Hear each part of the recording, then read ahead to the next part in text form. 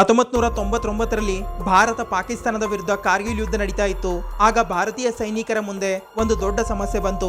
ಬೆಟ್ಟದ ಮೇಲೆ ಅಡಗಿ ಕುಳಿತ ಪಾಕಿಸ್ತಾನಿ ಸೈನಿಕರ ನಿಖರವಾದ ಮಾಹಿತಿ ಸಿಗ್ತಾ ಇರಲಿಲ್ಲ.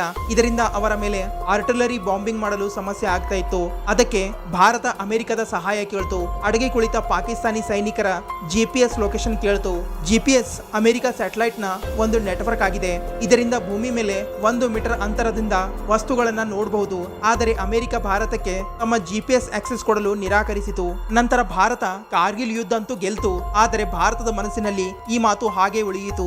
ನಂತರ ಭಾರತ ತನ್ನ ಹೊಸ GPS ನಿರ್ಮಾಣ ಮಾಡಲು ಪ್ರಾರಂಭ ಮಾಡಿತು. ಮತ್ತೆ ಈ ಕೆಲಸ ಇಸ್ರೋಗೆ ನೀಡಲಾಯಿತು. ಮತ್ತೆ 2013ರಲ್ಲಿ ಇಸ್ರೋ ಇದರ ಮೊದಲ ಸ್ಯಾಟಲೈಟ್ ಲಾಂಚ್ ಮಾಡಿತು. ಮತ್ತೆ ಫೈನಲಿ 2018ರಲ್ಲಿ ತನ್ನ 2ನೇ ಸ್ಯಾಟಲೈಟ್ ಲಾಂಚ್ ಮಾಡಿ ಇದನ್ನ ಆಪರೇಷನಲ್ ಮಾಡಿತು. ಈ ಸಿಸ್ಟಮ್ ನ ಹೆಸರಿದೆ ನಾವಿಕ್. ನಾವಿಕ್ ಭಾರತದ 1500 ಕಿಲೋಮೀಟರ್ ಝೋನ್ ಅನ್ನ ಕವರ್ ಮಾಡುತ್ತೆ. ಮತ್ತೆ ಅರ್ಧ ಮೀಟರ್ ನ ಅಕ್ಯುರಸಿಯಿಂದ ಯಾವುದೇ ವಸ್ತುವಿನ ಲೈವ್ ಲೊಕೇಶನ್ ಟ್ರ್ಯಾಕ್ ಮಾಡಬಹುದು. ಮತ್ತೆ ಆಪರೇಷನ್ ಸಿಂಧೂರ್ ಸಮಯದಲ್ಲೂ ಭಾರತೀಯ ಸೈನ್ಯ ಇದನ್ನೇ ಉಪಯೋಗಿಸಿ ಪಾಕಿಸ್ತಾನಕ್ಕೆ ಸರಿಯಾದ ಬುದ್ಧಿ ಕಲಿಸಿತು. ಇಂತಹದೇ ಫ್ಯಾಕ್ಟ್ ವಿಡಿಯೋ ನೋಡಲು ಚಾನಲ್ ನ ಸಬ್ಸ್ಕ್ರೈಬ್ ಮಾಡಿ, ಹಾಗೆ ನಮ್ಮನ್ನ ಫಾಲೋ ಮಾಡಿ, ಸಪೋರ್ಟ್ ಮಾಡಿ.